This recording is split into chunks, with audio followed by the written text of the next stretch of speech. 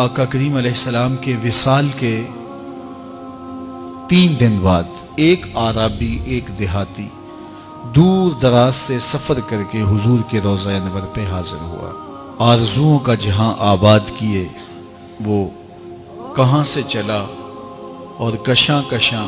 سفر کرتا ہوا یہاں آ پہنچا۔ شہر مدینہ میں پہنچتے ہی کسی نے اسے بتایا کہ حضور تو رحلت فرما گئے، تو وہ بہت زیادہ صدمے سے دوچار ہوا، اور اس کی کیفیت یہ تھی کہ وہ حضور کی قبر انور پہ آ گیا اور قبر انور کی مٹی لے کر کے اپنے سر پر ڈالتا ہے اور ساتھ روتا ہے، اور اس نے دردناک اشعار کہے، اے وہ مقدس ذات جو اس سرزمین میں دفن ہے، میں آپ کی بارگاہ میں معافی مانگنے آیا ہوں۔ تو وہ یہ عرض کرتا ہوا، روتا ہوا وہاں فریاد کر رہا تھا کہ میں تو معافی کے بغیر جاؤں گا نہیں۔ تو صاحب مدارک نے لکھا ہے، فنودیا من القبر انہو قد غفر لکا، گنبد خضرا سے آواز آئی، جا تیرے گناہ معاف کر دیے گئے۔ امام عطبی نے لکھا ہے، کتاب الشامل میں بھی ہے اور بھی لوگوں نے لکھا، تفسیر ابن کثیر مکی کی بڑی معتبر تفسیر مانی جاتی ہے، اور بہت سارے مکاتب فکر کے لوگ اس پر متفق ہیں۔ اور بھی لوگوں نے لکھا ہے کہ حضور کے وصال کے کچھ عرصہ بعد امام عطبی کہتے ہیں کہ میں حضور کے روضہ انور کے قریب بیٹھا تھا کہ ایک شخص آیا اور اس نے حضور کی بارگاہ میں گناہوں کی بخشش اور مغفرت کا سوال کیا، اور اتنی ضد کی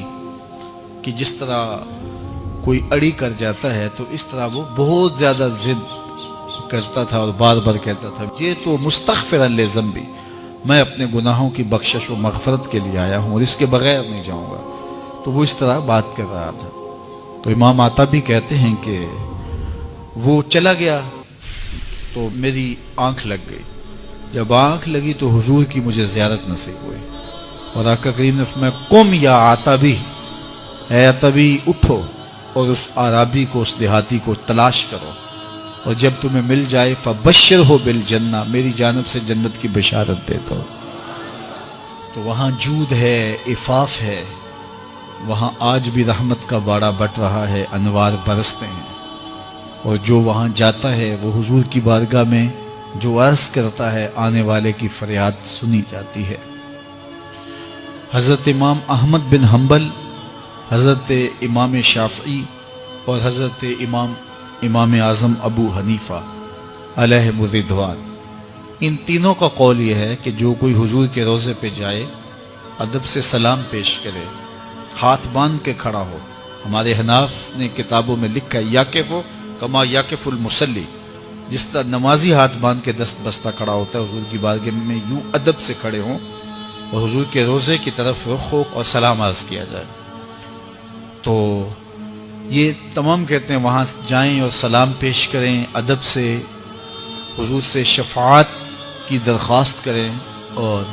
کہیں کہ ہم حضور کے روضے کی زیارت کر کے آئیں۔ لیکن امام مالک، امام دار الہجرہ، وہ فرماتے ہیں جب کوئی حضور کے روضے پہ جائے تو یہ نہ کہے کہ میں حضور کے روضے کی زیارت کر کے آیا ہوں، وہ یہ کہے میں حضور کی زیارت کر کے آیا ہوں۔ اس لیے کہ آقا کریم نے فرمایا، من زارا قبری بعد وفاتی فکأنما زارنی فی حیاتی، جس نے میری قبر کی میری وفات کے بعد زیارت کی وہ ایسے ہے جس طرح اس نے میری زیارت کی۔ تو اس اذعان کے ساتھ کہ میں حضور کے روبرو کھڑا ہوں اور آقا کریم علیہ الصلوۃ والسلام جو ہے وہ میری فریاد کو سن رہے ہیں اور جو میں کہہ رہا ہوں اس کو سماعت کر رہے ہیں، اور آقا کریم کرم بھی فرماتے ہیں، اپنے غلاموں کی ضروریات کو پورا بھی فرماتے ہیں، چونکہ اللہ نے انہیں قاسم بنایا ہے، اللہ عطا کرتا ہے، محبوب بانٹتے ہیں۔ تو وہاں ادب سے، محبت سے پیش کیا گیا سلام، باہر صورت قبول ہوتا ہے، عقیدتوں کے سانچے میں ڈھل کر کے